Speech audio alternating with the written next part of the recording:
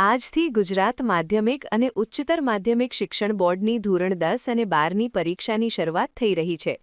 બોર્ડની પરીક્ષાને લઈને તંત્ર દ્વારા તમામ તૈયારીઓ કરી દેવામાં આવી છે.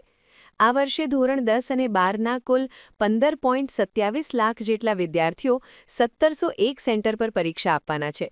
જેથી પરીક્ષાર્થી ગેરરીતિમુક્ત વાતાવરણમાં નિર્ભયતાથી પરીક્ષા આપી શકે તે માટેની પણ વ્યવસ્થા દરેક પરીક્ષા કેન્દ્ર પર કરવામાં આવી છે.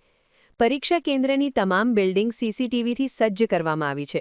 તેમજ તમામ પરીક્ષા સેન્ટર પર આરોગ્ય વિભાગની ટીમ પણ હાજર રહેવાની છે. ગુજરાત બોર્ડમાં આ વર્ષે ધોરણ 10 અને 12ના કુલ 15.27 લાખ વિદ્યાર્થીઓ પરીક્ષા આપશે. ત્યારે મહાત્મા ગાંધી સ્કૂલમાં પરીક્ષા આપવા આવેલ વિદ્યાર્થીઓમાં ભારે ઉત્સાહ જોવા મળ્યો હતો. ત્યારે શાળાના પ્રિન્સિપલ અને રાજકોટ શહેર પોલીસ કમિશનર બ્રજેશકુમાર ઝાએ વિદ્યાર્થીઓનો ઉત્સાહ વધાર્યો હતો. મારું નામ કાલરિયા નંદની વિપુલભાઈ છે. હું મહાત્મા ગાંધી આર્ટ સ્કૂલમાં આવી છું ને મારો આર્ટ સ્કૂલમાં છે વારો. બોર્ડની પરીક્ષામાં અમે અત્યારે સવારે 4 વાગ્યાથી અત્યાર સુધી વાંચ્યું છે. અમારી બોર્ડની પરીક્ષા સારી થાય એવું અમે ઈચ્છીએ છીએ અને અમારા પેપર સારા નીકળે અને સહેલા નીકળે અને અમારું જે બોર્ડની પરીક્ષા હોય એ સારી જાય એવું અમે ઈચ્છીએ છીએ. અમને થોડું ગભરામણ થાય છે પણ થાય કે પેપર સારું જશે એમ. પરીક્ષા નજીક આવી તો માતા પિતા અમને વાંચવતા બધું કરાવતા અને અમારી હેલ્પ કરાવતા બધું એવું બધું. પરમાર ભાવિનો છું. પાઠક પબ્લિક સ્કૂલમાં મેટોડામાં ભણું છું અને મહાત્મા ગાંધીમાં વરવા આવ્યું છું. ના ડર કાંઈ નથી, આપણે વર્ષમાં મહેનત કરીએ એટલે સારું જ આવશે. ગુજરાતીનું પેપર છે, ભાષાનું પહેલું.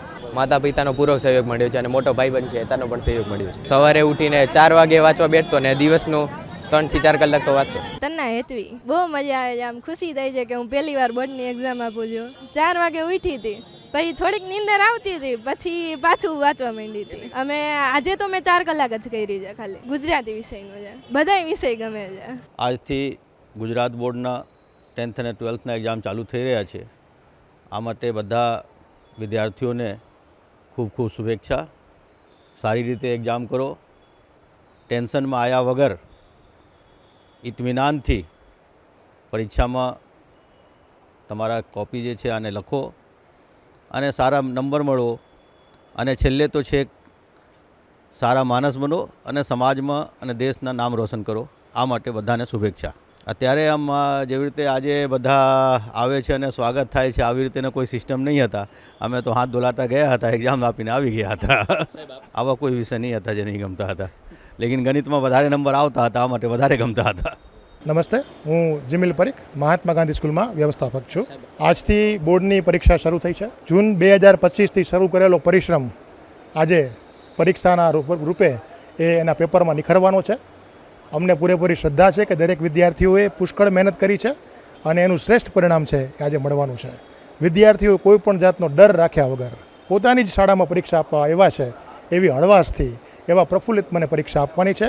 અને અહીંયા અમે શાળામાં બાળકો ખૂબ સારી રીતે પરીક્ષા આપી શકે તે રીતની વ્યવસ્થા કરી છે કે બાળકોનું પરિણામ બી સારું આવે અને એનું પરિણામ નિષ્પક્ષ અને એના ધાર્યા મુજબનું પરિણામ આવે એવી અમે એને શુભેચ્છા બી પાઠવીએ છીએ. બોર્ડની એક્ઝામ પહેલાં બોર્ડની પરીક્ષાનો હાવ દૂર કરવા માટે શાળા દ્વારા અલગ અલગ 5 રાઉન્ડ બોર્ડની પેટર્ન પ્રમાણે લેવાયેલા છે કે જેના કારણે વિદ્યાર્થીઓને બોર્ડની પરીક્ષાનો જરાય પણ ડર ના રહે. એ બારકોડ સ્ટીકર હોય, ખાખી સ્ટીકર હોય કે અન્ય કોઈ બાબતો હોય, બોર્ડની જે પરીક્ષા લેવાય છે તેવી pre board mock board exam આપણે અહીંયા લીધેલી છે, જેના કારણે બાળકોને જરાય ક્યાંય જાતનો એમને ડર કે ભય ના રહે. વિદ્યાર્થીઓમાં ડરનો માહોલ ના રહે એના માટે અહીંયાથી આપણે એને પ્રોત્સાહિત કરીએ છીએ. વર્ગખંડમાં પણ બાળકો જે છે એ ક્યારે જો ડિપ્રેસ દેખાય એવું લાગે તો શિક્ષક બી એને લખવા માટે મોટિવેટ કરશે, બરાબર, કે એને પ્રોત્સાહિત કરશે. હા, એને કોઈ હેલ્પ નહીં કરે કે જેના કારણે એ લખી શકે, પણ એ કદાચ હતાશ થઈ ગયો હોય, બરાબર, તો એ વિદ્યાર્થીને મોટિવેટ કરે કે જેના કારણે બાળક છે એ પરીક્ષા સારી રીતે આપી શકે.